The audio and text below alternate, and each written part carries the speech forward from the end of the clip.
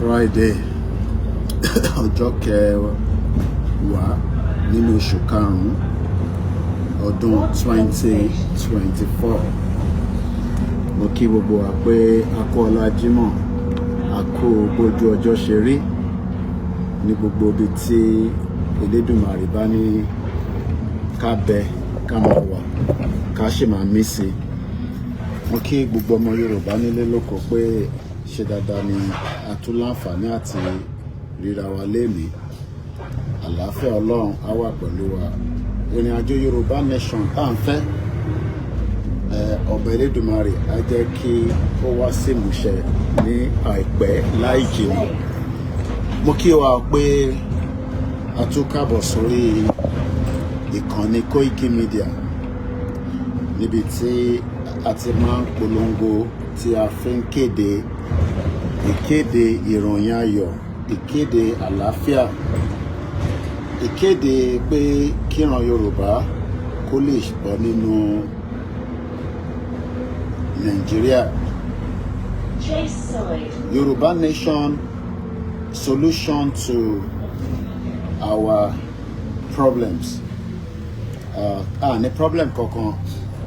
Let us exit Nigeria, and then things will change and we will become a very powerful and very respected people around the world. But for the fact that many people still think that if we remain in Nigeria, our existence will be better. We are far better to leave Nigeria and have our own independent country called Yoruba nation, where we can do great things and also become a member of nations, because Nigeria is not a nation. Nigeria can never be a nation. Once again, I say London View live Friday. Yoruba people needs to exit Nigeria. How is that going to happen? Is part of the awareness that we are doing on a daily basis. We must never be giving up, and we must continue to ask for that exit. The exit point from Nigeria is the only way out. Moki Koikimedia team, and I greet you all depending on it is just coming up to 8:37 a.m. in London, the 10th day of the month of May. That shows that the month of May is also going, and it will be a year that President Tinubu become the president of the Federal Republic of Nigeria. And I don't know whether that has changed or brought any hope to many of you. Our job here is to educate. You don't have to believe, you don't have to accept. It is entirely up to you as an individual to ask whether there is still future in the country known as Nigeria. My job is to create the awareness. Your job is to disagree with me or agree with me whether Nigeria can still work. As many people argue that Nigeria existence cannot be negotiated, I can tell you that that is a lie. The negotiation would happen, and we would eventually be free from the bondage and the shackles of what.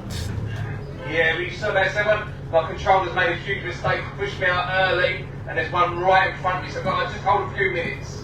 Yeah, really sorry about this. Thank you. As we all know, our job here from the media perspective is to create awareness as much as we can and educate us with so many reasons why we need to exit Nigeria. You don't have to buy into it. You can literally disagree. That is the you know, the nature of the human being. And you can also question, you know, why, like I said at the early hours of this morning, you know, what is the reason why we want Yoruba nation, and why are we not doing anything to keep Nigeria? Good morning, Mr. Waris Jinode say, no Agbero politics, no Agbero political talks, no lines, men, no Agbero conductors. Good morning, Mr. Yawa Olori Ajayi. Babami John Ogundele, Ganioloyede, we Yoruba people must go from the unfunctioning Nigeria. Mukiola Nikbekun and the rest of you that I cannot see. If you don't comment, I might not see you. And if you comment on the Facebook, is a cross-posting. So Ori Koikimedia to do an economy mathemari. I will not see you from Koikimedia, but I know a lot of you do put comment. I cannot reply your comment after the program because I am restricted on Facebook, and that is also part of the problem that we are facing on our platform on a daily basis. As you all know, we do this once in a while when I'm out and about in the morning, doing my own normal routine, trying not to make it look like, you know, UK is the best. There are many countries around the world that are better than UK, but our concern is that the British created the fraudulent amalgamation and make it look like we are still part of the Commonwealth and we should save Nigeria, and we all know that is not going to work. Eshegoni Yawa Olori Ajayi. Shout out to you, Innovate, and as many of you that are also watching us. Agbaje Wasiu, good morning. Mr. Emabinu, Sunday Adebanjo. It's a bit sunny. That means that we're coming into a very beautiful summer period in London. As I always say, it's a privilege to be outside Nigeria for a very long time and to be able to experience what Awolowo was experiencing in 1945 when Egbeomo Oduduwa was established here in London.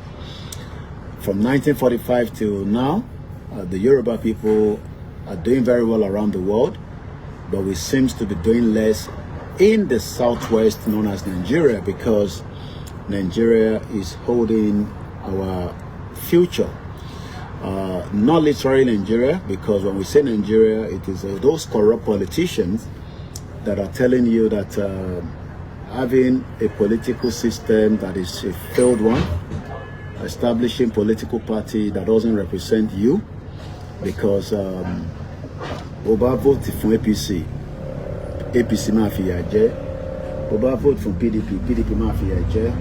So from the end goal, it has always been one catastrophe or the other that has led to the military taking over the affairs of Nigeria for a very long time, and they've enriched themselves. Most of them have died, most of them are still alive. The military, literally with the help of the European countries and the West, created havoc to the lives of millions of innocent people. So our military took advantage, created coup. Most of them were doing all this because they have guns. Today, the Yoruba people don't have guns, but we have the media to fight back and educate as many people as we do. And that is why it is important that when you come on the program, by not sharing it, media. If you think that any of the international media or the media from around the world will come to your plight, you will be living in denial. Zebra crossing is important because you know, àwọn ọmọ tẹ́ ń rí orí wọn pé méjì ju orí ọmọ tó wà nílé lọ, but ọmọ tó wà nílé abuse, tepa, taguguru, no future for them. So this morning, my key brother me, Yemi Fatoki, is just again the usual. Kako sọ̀rọ̀ méjì mẹ́ta to encourage ourselves not to lose hope. You don't have to be in London. if Yoruba land was working, or if Nigeria was truly meant to work, London would not be anything to you.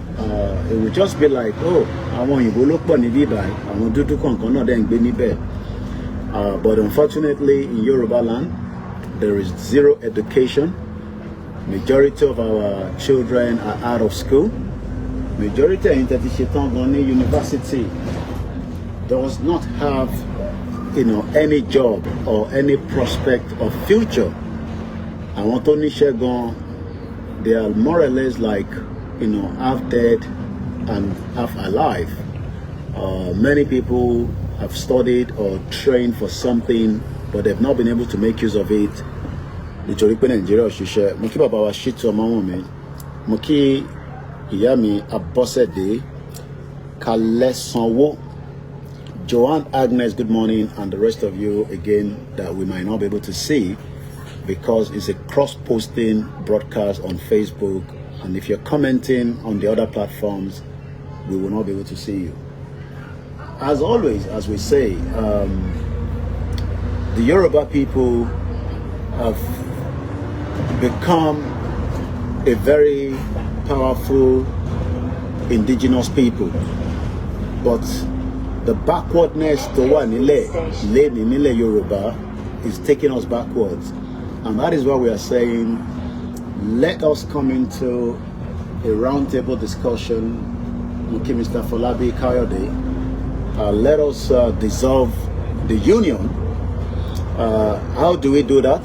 First and foremost, we can bring down the constitution, because the fraudulent 1999 Mokiba Bami Shitsu Omawame S Mokibo by your grandma and your grandfathers, Mokeni your sisters and your brothers, Mokeni Tojumilo, Mokeni Ti, Mujulo Mosheba, Aboru Aboye, Moshe Assalamu alaikum. And like I always say, and I do always say it on my platform, I don't talk about other platforms, you will not come here and abuse Christians or Muslims. Kò ń ṣe right láti sọ pé ẹ̀sìn tó gbé wá, ẹ̀sìn kìíní kan. Keep to your own faith and allow others to respect their own religious belief. And I know that most of the people that always come and say that, you will not be able to say that wherever you are, if you're especially living in the diaspora, because the consequence of you speaking the ills of another religion will be, you will face some consequences. So kí ló wá dé tó jẹ́ pé láàrin ara wa ẹ máa ń wá fẹ́ antagonize Christianity àti Islam. Leave those that believe in it and let them practice it as they wish to. The purpose of asking for Yoruba nation is not because we hate Christians or we hate Islam. The purpose is to say that we do not just want to be part of a system that was created for us and it's not working. And as usual, as you see this all the time when we travel on the London public transport, all we are saying is that for 63 years, with the wealth and the resources that Nigeria have, we've not been truly able to fix all our problems because Nigeria was never designed to work. Nigeria was designed to fail. And if anybody thinks that Mokiya Milen Konsi Abosede Timofi Teledumare Daruko Ariyo Kọ́lọ́run jẹ́ kí ẹ pẹ́ fún wa gbogbo ẹ̀yin ìyá tí ẹ pọ̀n wá pẹ̀lú ọ̀já pé ká má bàa jábọ́, torí àdúrà wọn kan ni pé kí a lè jábọ́, kí wọ́n lè fi wá ṣe yẹ̀yẹ́, ká lè ṣì sọ, kí nǹkan lè má dá, kó lè má lọ bá ṣe fẹ́. We are not fighting any Yoruba people that doesn't believe in the movement. All we are saying is that, are you sure that there is going to be a future? Whether when we are still alive, we pray that we live a long life, but according to the World Health Organization, Moke Bolaji Abdullahi, we know that many of us will not live up to 52 years, but we pray that we live a long life.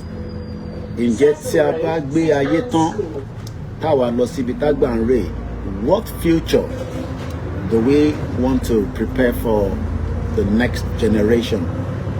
what future do we want to give? And this is what we are asking those that are our elders in the community and those that call themselves the leaders that meant to be the forefront of what we are doing. And only we are trying to make Nigeria to work. Yes, if you have a dream to be in London, I pray it will come true. Just work towards it. Put the right document, apply for the right visa, and look, you could be lucky to get a visa. I want to make a decision on visa, and they are not ghosts. They are human beings like us. Some of them are probably in their 30s. Some of them are older than that. If you have the right requirements and you apply for the visa, you can get a visa, not just to UK, but anywhere around the world. So I pray that those of you that wants to make it to London or America, Canada, Asia, Turkey, wherever you want to, will eventually come true. What Koikimedia does is to just give you the live view. Where, look, it's quiet, it gets busy, there's traffic, there's crime, like I told you this morning, there's opportunity, there's pain. I was reading, I seem to be the only one in the bus today, so you can feel the bus with me. If you look at that, I'm going to be showing you one at a time. So if you look at that, you can see that the bus is empty.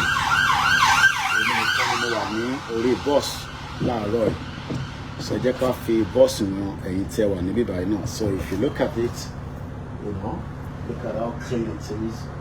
These are just the system that has been put in place. This is the system Timofeni Oshodi, Timofeni Oyo, Timofeni Kiti. Let me also show you. You can see the bus system. This is exactly what we want in all the local governments in Yoruba land. Manipulating your con, intimidating your con. And like I always mention that UK has its own multiple problems. Jabs plea over whooping mammies. Wọ́n ní ọmọ márùn-ún ó ti kú látara cough bug. As much as people might think that people do not die, I'm not going to mention his name. He's called me, and there were things that concerns a lot of people, and we spoke about it. Mukin Eban Kialaji Obeledumare kò ní fi wá sílẹ̀. Ẹ má ẹ kí ọ̀rọ̀ Yorùbá nation kó sú yín. Regardless, ẹ jẹ́ ká máa rántí pé láàárọ̀ diesel otherwise £1.54, epo is £1.45. That is the cost of the price per litre. In tiwa, I think in Nigeria it's going to about 1,000 naira, and black market are going up to 2,000 naira. System is designed to work towards the citizens. Gbogbo àdúgbò tẹ́ ń rí ló ní doctor, ló ní àwọn tó manage affairs, which is the local government. Kò sí kankan tó yàtọ̀ ju pé tí system bá ti fail, like the Nigerian system, everybody is then asking for a prayer or a miracle. Mo kí gbogbo àwọn Mùsùlùmí ní gbogbo àgbáyé títí dé Saudi Arabia tó ti máa kí Jímọ̀ lénìí. I always show you this church. There's a church here. Church here, the Bible church in this but it's church here. Nobody is there. Everybody is gone to. That is the church for the benefit of those of you. Church in something seems not to be working or bad. So, ejeka manoti pe kò sí freedom working tani mọ́ṣáláṣí.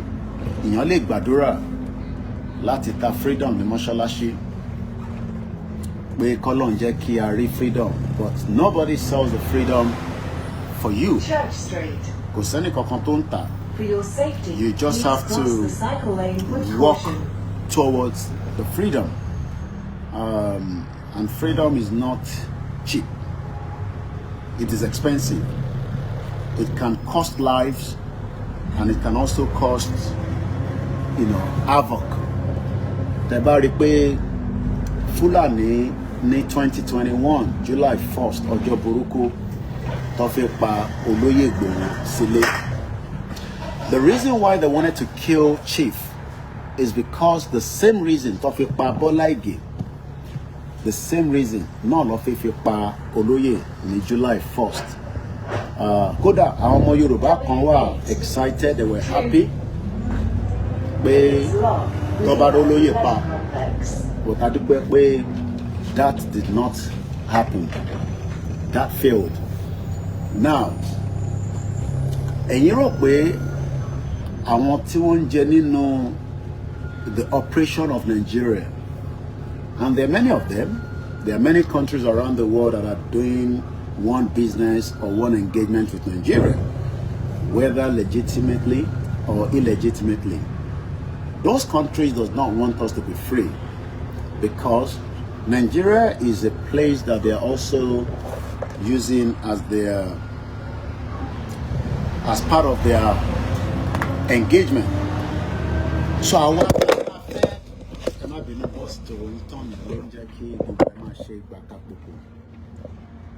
remember, we are not at home, so there's a lot of movement on the place. So, and we're going to end the broadcast anyway in just about a few minutes. So if you are expecting that àwọn òyìnbó tí wọ́n mú nínú resources wa, àwọn Chinese, àwọn Lebanese, and they're very powerful, they are very, very powerful, and they are not ready to allow the dissolution of Nigeria. Our politicians were to sign oríṣiríṣi contract pẹ̀lú wọn, whether one way or the other. What we can then be asking our people is that gbogbo yín tẹ́ ń complain nílé nísìn pé nǹkan ṣe yín, Nigeria own tight, wọ́n gbẹ̀jẹ̀ lára yín, nothing seems to be working. Ìbéèrè tí mo fẹ́ bi yín ni pé ṣé tí election bá tún dé, tí 2027 election tó bá dé, ṣé ẹ tún máa lọ dìbò? Lórí tí driver yìí ń drive bíi tí kò mu àgbo ẹ̀pẹ́ láàárọ̀ ẹ̀. Ṣé tí election bá dé, are you still going to go out and vote? Are you going to vote because bóyá torí ẹ̀ like current APC, ẹ lọ vote for PDP, àbí ẹ lọ vote for Labour Party? Mo mọ̀ pé ẹni vote for Sowore anyway, so Sowore is just wasting his time trying to get the vote from the masses. Any vote for, even though if he becomes the president, he can make a lot of changes. But the only changes in life is for us to demand our fundamental rights, which is to say that Nigeria àjọṣepọ̀ wa ó ti fail, kò ní kankan tó ń gbé wa lọ. And for every day we sleep, we wake up, we sleep, we wake up. Each of those days, tabashi wà nínú Nigeria, right? It doesn't matter how old you are. Age yẹn on growth. Age tó wà nígbà Buhari, òun kọ́ ni ó wà nísìn. Buhari spent 8 years. Mo kí yàwá Awoniyi, mo kí yàtọ̀ bí mi lọ́mọ. 8 years ní Buhari lò. And after 8 years, just ask yourself, even if you are not living in Nigeria, bóyá o ní kankan tó ń ṣe Nigeria, o ní project kan tó fẹ́ ṣe, àbí kankan wù ẹ́ lọ́kàn tó fẹ́ ṣe. After tí Buhari parí 8 years ẹ̀ pẹ̀lú age tẹ, what do you think about it? Ọmọ Buhari dẹ̀ lò 8 years ṣá. Nígbà tó kó tó dé, I was 41. Nígbà tó máa fi lọ, I was 49. O dẹ̀ rí nǹkan ṣe. Nínú ẹ̀ ni Buhari destroy the whole economy. Nínú ẹ̀ ó tún kó àwọn jàǹdùkú wọlé tó ń pè ní terrorist láti ṣe jàǹbá fún wa. Nínú ẹ̀ ó favour àwọn tiẹ̀, ó sọ wọ́n di oríṣiríṣi, ó fún wọn ní, wọ́n play monopoly. Tinubu is playing the same thing, and is also marginalizing many other people, you know. But the only option, before I close the broadcast right now, is that don't be deceived that tabatulo election, kalo dibo.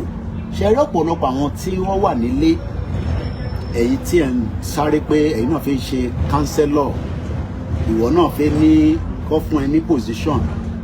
Look, if the system was working, you know what going on we're not interested in politics. We just want to carry along with our day-to-day activities. Let the system work. Ó fẹ́ ṣe Uber ni, ó fẹ́ ṣe nurse ni, ó fẹ́ ṣe doctor ni, ó fẹ́ ṣe teacher ni, ó fẹ́ máa tajà ni, ó fẹ́ máa export ni, ó fẹ́ ṣiṣẹ́ fún private sector ni, ó fẹ́ ṣiṣẹ́ fún. We just want the country to have the system in place and we crack on. But in Nigeria, the only business that people see is politics. And that is why it is do or die. That is why you send yourself to the early grave. Because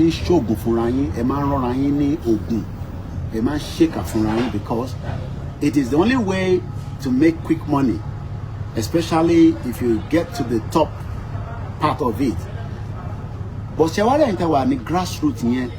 Work on fair, you play game, Agbari Insibi, Bari song. And that is what I'm asking before I go. Shomatulo vote in 2027. W8. Would you take a PVC and go and vote? Ask yourself that question, and I'll leave you like that this morning. Eriko wa very calm, la roy. Ma wa be len kankan. Mo kí gbogbo Mùsùlùmí káàkiri gbogbo àgbáyé tó máa kí Jímọ̀ leni. Mo kẹ́yìn Christians, mo kẹ́yìn ẹ̀yin oníṣẹ̀ṣe wa, mo kí gbogbo ọmọ Yorùbá nílé lóko, mo kí wa pé